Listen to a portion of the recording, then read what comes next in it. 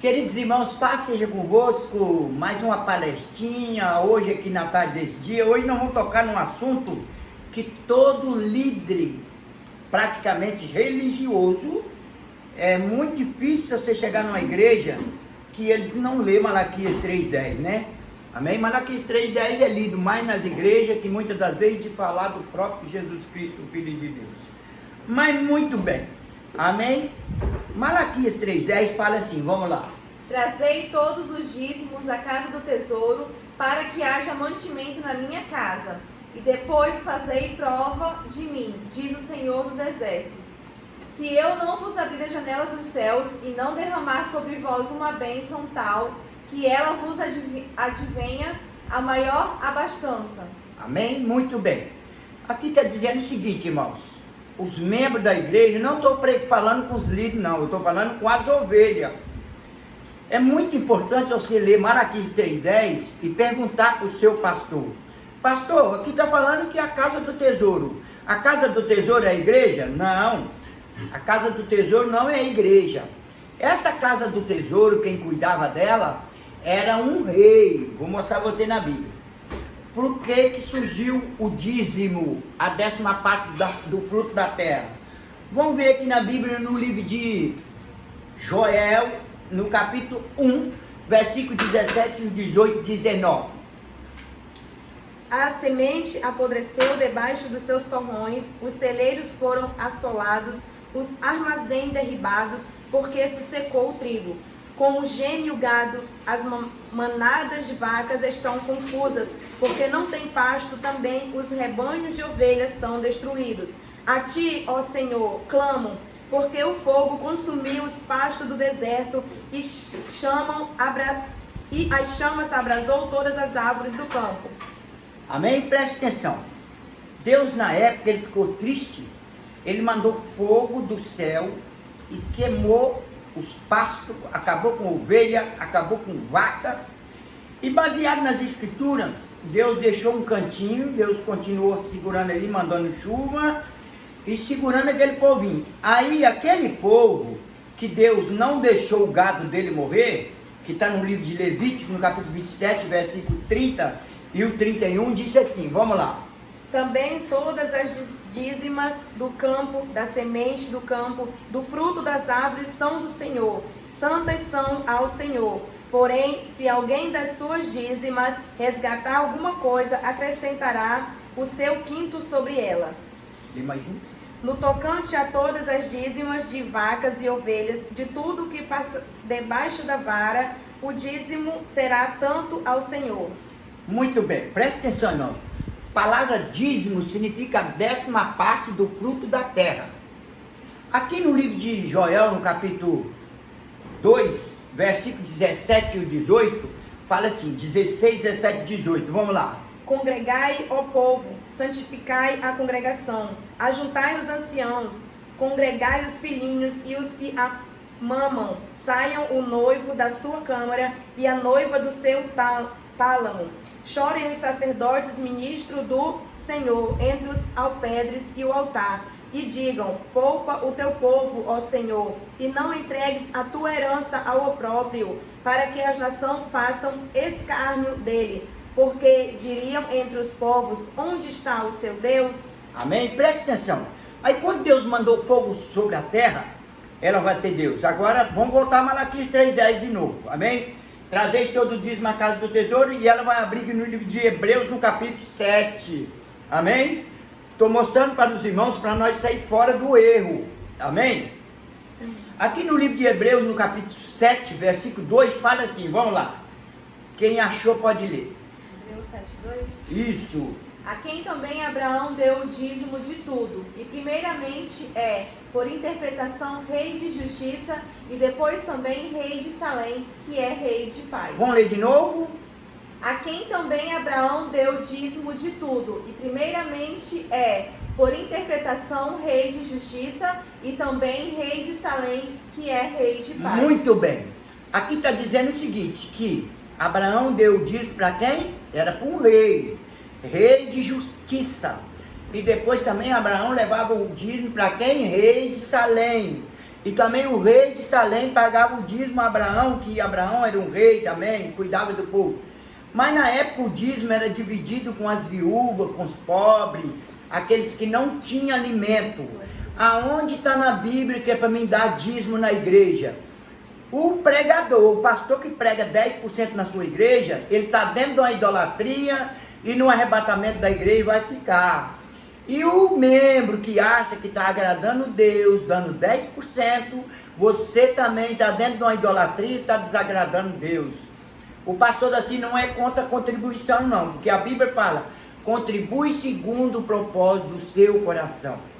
Hoje o governo colocou todo o ser humano na sua mão, e hoje muitos líderes religiosos colocou os membros na sua mão também, presos nesse negócio de 10%. Aqui no livro de Hebreus, no capítulo 10, versículo 9, fala assim, vamos lá.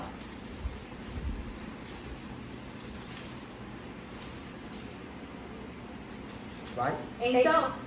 Então disse, eis que venho para fazer... Hebreus, no capítulo 7, versículo 9.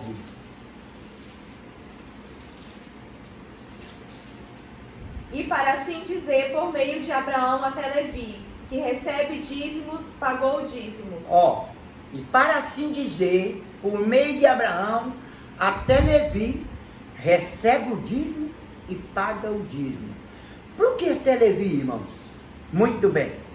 Por que até na tribo de Levi? Porque quando entrou a tribo de Levi, já não era dízimo mais, era tributo. Vamos lá. Vou ler aqui no livro de Daniel, no capítulo 13. Vamos lá. Daniel 3. Aí quando o rei Nabucodonosor, quem tirou o nome de dízimo e colocou tributo, a primeira vez o rei, foi Nabucodonosor. Porque Nabucodonosor, quando entrou, era 10%. Mas aí ele botou prefeito, botou sapo, botou governo, botou presidente, falou agora 10% não dá mais. Tem que ser o dízimo. Tem que ser 13%. Vamos lá. Daniel 3. O 2 e o 3 e o 4. E o rei Nabucodonosor mandou ajuntar os satrapas, os prefeitos, os presidentes, os juízes, os tesoureiros, os conselheiros e os oficiais de todos os governadores das províncias, para que viessem à consagração da estátua que o rei Nabucodonosor tinha levantado. Então se ajuntaram os satrapas, os prefeitos, os presidentes, os juízes, os tesoureiros e os conselheiros, os oficiais e todos os governadores das províncias para a consagração da estátua que o rei Nabucodonosor tinha levantado. E estavam em pé diante da imagem que Nabucodonosor tinha levantado. Tá, muito bem. Então, quando Nabucodonosor colocou 13%, inclusive, Sadraque, Mesaque e Abednego recusou de dar mais 3%, ele foi preso. Então, irmãos, o que nós temos que fazer? Crente de todo canto do mundo, sai fora da idolatria dos 10% que Deus vai te abençoar. Amém? Sai fora dessa idolatria. O nosso Deus a quem nós servimos não é Deus de 10%, é Deus de providência. O nosso Deus não é Deus da 10ª parte. O nosso Deus, ele tem tudo para dar para nós. O problema na face da terra chama-se os religiosos, que está passando por cima dos mandamentos de Deus, colocando lei e crescendo cada vez mais os seus ministérios. Porque o profeta Isaías profetizou no livro de Isaías 1, 23, diz assim. Vamos lá. Isaías 1, 23 diz assim. Os teus príncipes são rebeldes e companheiros de ladrões. Cada um deles ama os subornos e corre após salário. Não fazem justiça ao órfão e não chega perante eles a causa das viúvas. No arrebatamento da igreja, o Senhor vai chegar para o pastor que prega 10%. Senhor, e que te roubamos? Nos dízimos que vocês falaram que é meu. Amém?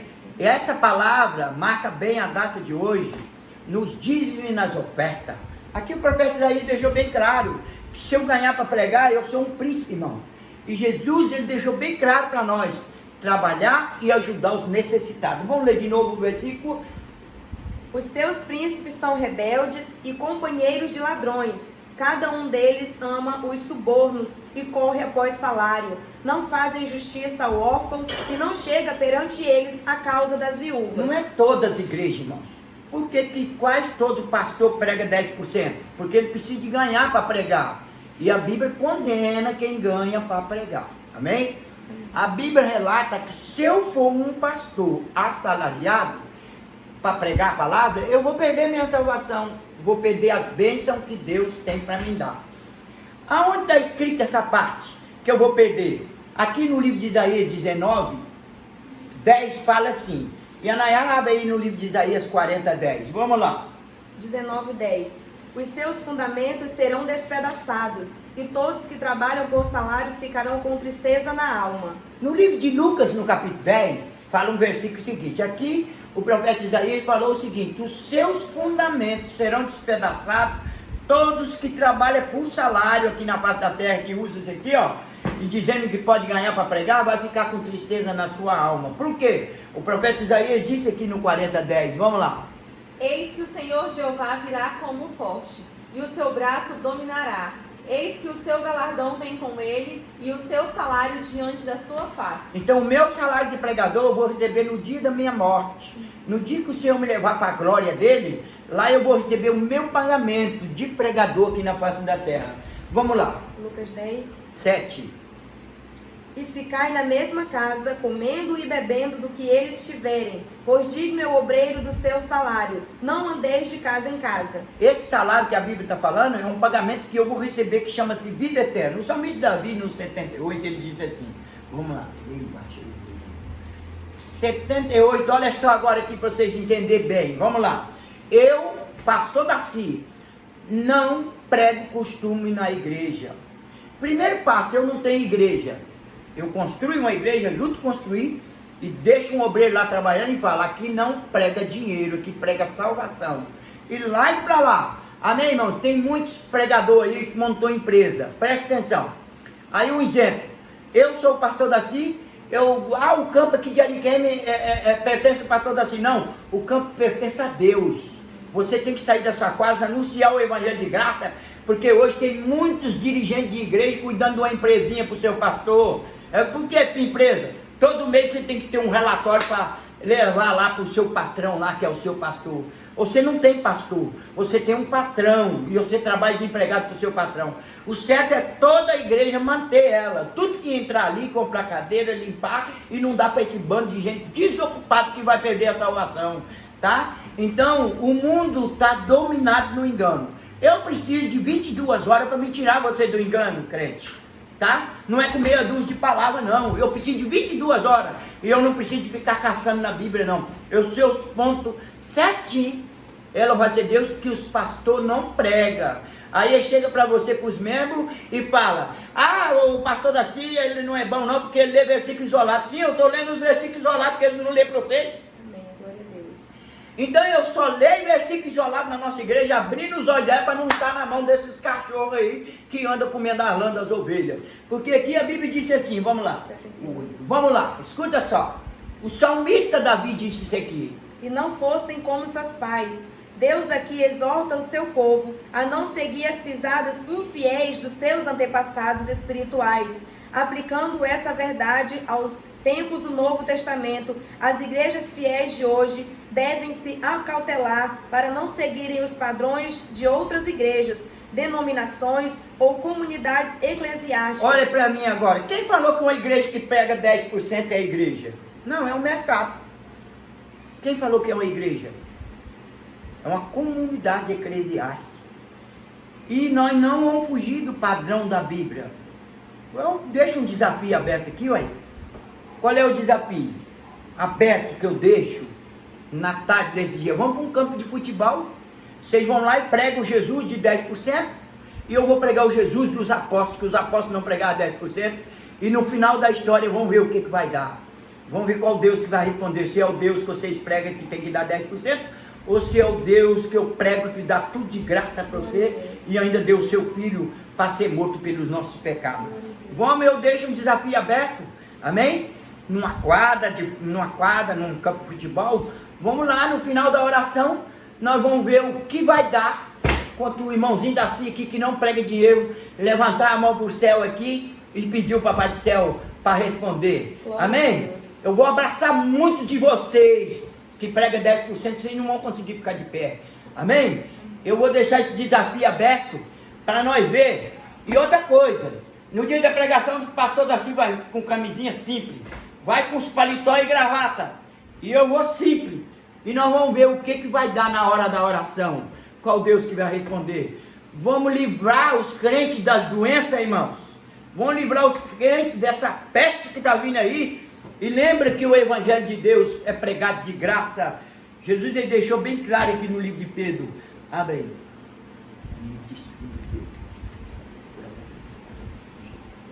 Vamos lá. Olha o que Pedro deixou escrito para nós aqui. Vamos ler esses 2 versículos aqui, no capítulo 12. Vamos lá. Então vamos lá. Escuta aqui agora. Como é que, se eu chegar numa igreja que prega dinheiro, eu pregar esse texto aqui, prega esse texto aqui na igreja de vocês que vai ler agora aqui, que a igreja que fala em dinheiro não é igreja, é um mercado. Vamos lá.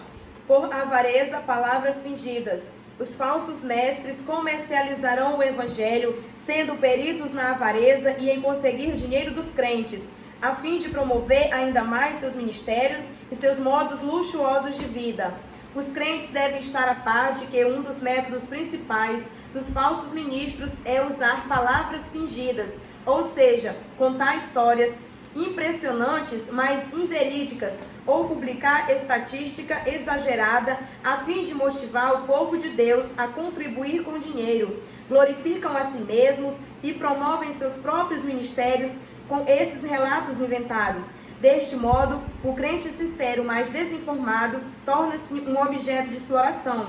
Paulo, pelo fato de esses obreiros profanarem a verdade de Deus e fraudarem o seu povo com sua cobiça e engano, estão destinados à perdição e à destruição. Então olha para cá para mim, vocês agora, ministro do 10%.